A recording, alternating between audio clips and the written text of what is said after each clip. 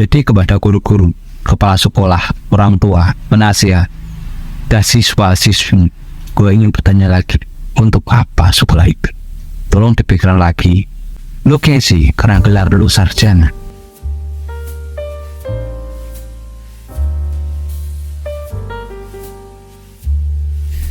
Buat apa bro sekolah bro? Gue sebenarnya sedikit bingung bro. Gue sadar dengan pemikiran gue yang bisa gue sebut lambat. Karena gue telah menghabiskan 16 tahun sekolah dan masih belum tahu sejauh apa manfaatnya. Setelah lulus, gue masih bingung tentang cara mengurus pajak, membeli rumah, atau mengajukan pinjaman. Gue sama sekali tidak paham tentang investasi, tentang kredit, atau mengejar pekerjaan. Gue lulus dengan peringkat tertinggi di kelas, namun apa yang gue dapat? Gak ada. Hanya selembar diploma yang membuat gue duduk di rumah bersama TV atau YouTube ketika nambahin kehidupan di Arab Saudi yang bikin gue ngiler sama halu. Payah. Sekolah. Buat apa sih sekolah? Untungnya mereka memang mengajarkan gua beberapa keahlian penting seperti pemfaktorisasi, trinominal, dan mengapa mitokondria adalah pusat kekuatan zat. Gue sangat senang karena gue mengingat teorema Pythagoras karena itu sangat membantu gue. Tapi itu semua hanya bersanda bro. Karena sebenarnya semua yang mereka ajarkan kepada gue lupa. Mungkin orang tuamu masih ingat ketika lo ditanya apa yang kamu pelajari waktu di sekolah, lalu kamu menjawab tidak banyak, atau mungkin lo tidak jujur dan gue yakin lo sekarang udah lupa. Ini bukan hanya masalah gue, juta siswa di seluruh dunia merasakan hal yang sama. Mereka juga lupa tentang pelajaran di sekolah dulu. Berapa banyak dari kalian menghindari kontak mata dengan guru agar tidak dipanggil di depan kelas? Atau lo takut mengangkat tangan karena takut salah? Semua ini membuktikan bahwa sekolah bukanlah lingkungan untuk belajar atau membangun kecerdasan. Sekolah hanyalah sebuah permainan yang kita mainkan untuk mendapatkan nilai. Berapa banyak nilai A yang bisa kita dapatkan? Tapi apa yang harus kalian harapkan ketika yang paling umum ditanyakan di kelas adalah apakah ini akan ada di ujian? Lihatlah jika sekolah lebih memprioritaskan belajar daripada pengujian dan menghafal sebagai standar utama, maka nilai F tidak akan berarti gagal. Dan jika sekolah memang peduli dengan kesuksesan pribadi di akademik kita semua akan bangun lebih awal, memiliki lebih banyak kebebasan dan tugas rumah yang lebih sedikit. Dan ini bukan hanya pendapat gua, tapi kesimpulan yang telah teruji secara ilmiah dan terbukti. Sekolah harusnya menjadi tempat di mana kita benar-benar belajar, memahami, dan mengembangkan potensi kita. Itu adalah tugas kita untuk mengubah sistem pendidikan agar lebih inklusif, kreatif, dan relevan dengan dunia nyata. Mari kita berani melangkah ke depan menantang status dan menciptakan perubahan yang sebenarnya dalam cara kita belajar dan mengajar. Biarkan gue beritahu, siswa-siswa atau siswi-siswi akan mendapat lebih banyak manfaat dengan 1 jam tidur ekstra daripada membuat mereka melalui penderitaan dari tugas esai tambahan atau membaca 150 halaman menyelesaikan soal 1-60 pada lembar kerja dan memiliki 3 tugas yang harus dikumpulkan di akhir minggu. Ini bukan hanya penderitaan yang sia-sia, tapi juga tidak masuk akal. Karena kita diberikan begitu banyak pekerjaan, tapi mereka tidak mengajarkan cara mengatur waktu untuk menghadapinya. Jangan lupa di sekolah kita dikendalikan oleh bel-bel. Kita harus belajar di ruang-ruang tertentu dengan tata letak seperti sel penjara. Kamu harus meminta izin untuk menjalankan fungsi-fungsi penting bagian tubuh. Tetapi tidak sebelum guru menanyakan berjuta-juta pertanyaan. Seperti, kenapa lo tidak pergi ke toilet sebelum kelas selesai? Maaf, kan hukumku seperti mengikuti jalannya sendiri. Dan itu tidak selalu tepat waktu. Paham? Guru selalu mengatakan gunakan waktumu dengan bijak. Tapi bagi gua itu tidak masuk akal. Karena 6 jam yang kejam dalam kehidupan kita yang kita sebut sekolah bisa menjadi penggunaan waktu terburuk dalam sejarah. Pikirkan tentang itu. Metode pengajaran tradisional yang masih kita gunakan itu konyol. Tidak, itu tidak berguna ketika dikalikan dengan akar kuadrat sama dengan bodoh. Apa yang mereka lakukan adalah mereka memasukkan informasi ke dalam kepala kita, mencekoi kita, memaksa suap kita, dan kemudian kita muntahkan kebencian.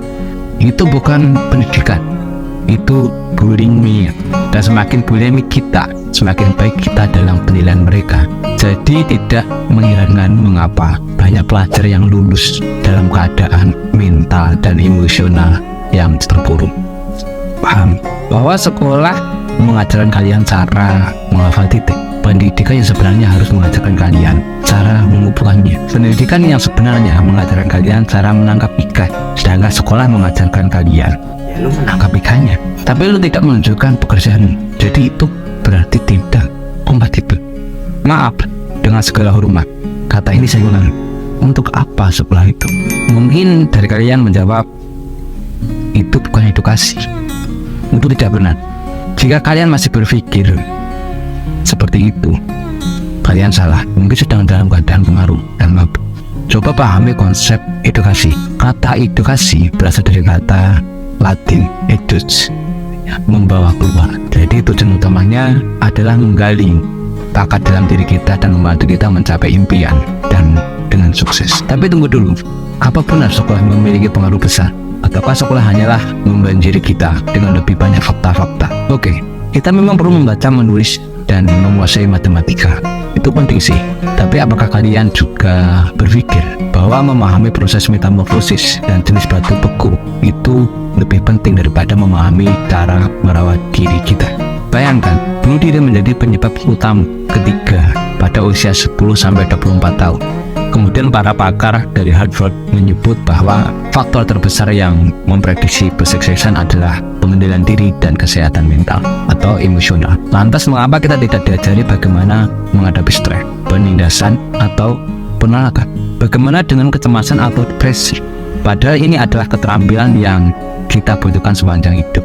Serius, apa sih sebenarnya fungsi sekolah? Ada yang bilang kita butuh sekolah untuk sukses, dan hal itu memang tidak bisa kita pandahkan. Tapi coba deh kita pikir lagi, gimana pendapat kalian? Tulis di kolom komentar.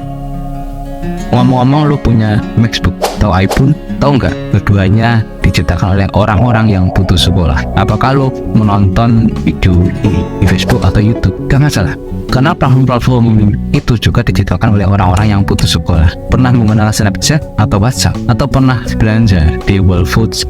Sebelumnya saya ucapkan terima kasih juga untuk orang-orang yang butuh sekolah, karena merekalah yang membuat semua ini mungkin. Oh ya, apakah perabotan rumahmu berasal dari IKEA? Nah, ini sedikit berbeda. Ingvar Kamprad, pendiri IKEA, memang bukan orang yang butuh sekolah, jadi jangan terkecoh. Tapi tahukah lo bahwa dia sama sekali tidak pernah sekolah? Betul, Kamprad berhasil menciptakan IKEA tanpa pendidikan sekolah yang formal. Mungkin lo berpikir, ya dia mungkin mengecuali ya. Banyak orang di seluruh dunia yang tidak pergi sekolah dan tidak berhasil. Dan lo benar, tapi mari kita buka buku sejarah dan mulai membaca dengan seksama. Lo akan menyadari bahwa banyak dari orang-orang yang kita hormati dan kagumi sebenarnya tidak pernah mengenyam pendidikan formal atau menganggap sekolah begitu penting.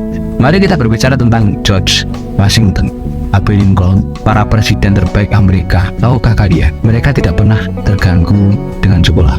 Dan jangan lupa ada juga Ben Franklin, Thomas Edison, Ernest Hemingway, Mark Twain, Teddy Roosevelt, Margaret Mead. Daftar orang-orang hebat ini bisa terus berlanjut dan seterusnya. Tapi mari kita pahami lebih dalam.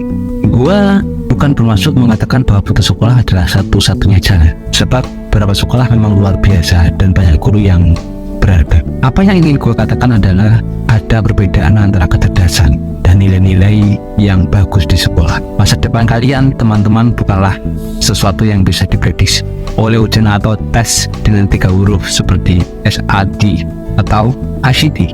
Itu semua omong kosong jika mereka mengklaim bisa meramalkan hidup kalian. Masa depan kalian ada di tangan kalian. Kalian harus membentuknya menjadi sesuatu yang luar biasa. Jadi jangan berharap sekolah akan membuka pintu keberhasilan kalian, karena kadang-kadang justru sekolah yang menghadang kalian di depan mata. Lo gengsi karena gelar lo sarjana, sehingga lo tidak mengekspresikan ide-ide dan kreativitas besar lo pada realita. Gue seringkali berpikir tentang semua impian yang hilang dalam ruang-ruang sekolah dan seberapa banyak potensi yang terbuang sia-sia. Mari kita jadikan dunia ini tempat di mana kita bisa mengejar impian kita dengan penuh semangat, dan jangan takut mewujudkan ide-ide kita, terutama ide besar kita. Gini bro, gue minta tolong sama lo atau semua orang yang menonton video ini, tolong tutup mata kalian sejenak. Bayangkan seorang anak duduk di belakang buah kelas di sebuah kota. Dia selalu diam, tidak pernah mengangkat tangan, dan seringkali gagal dalam banyak pelajaran. Tapi di dalam dirinya ada semangat yang sangat membara dengan ide-ide besarnya. Apabila semangat itu dipelihara dan diberi kesempatan untuk berkembang, dia bisa menemukan obat untuk kanker. Tapi sayangnya bakat anak itu sering terabaikan dan tidak akan pernah mendapatkan penghargaan Nobel karena di sekolah dia dianggap tidak penting. Hanya nilai-nilai rapor yang menentukan harga dirinya. Jadi kepada guru-guru, kepala sekolah, orang tua, penasihat, dan siswa-siswi, gue ingin bertanya lagi, untuk apa sekolah itu? Tolong dipikirkan lagi jika lo hanya stuck dalam suatu kondisi.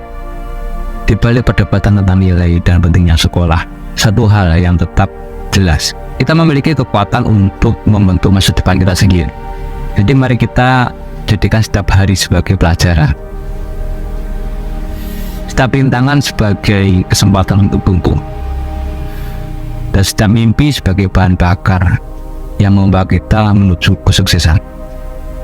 Bersama kita bisa menciptakan dunia di mana bakat dan semangat kita bersinar tanpa batasan. Salam semangat.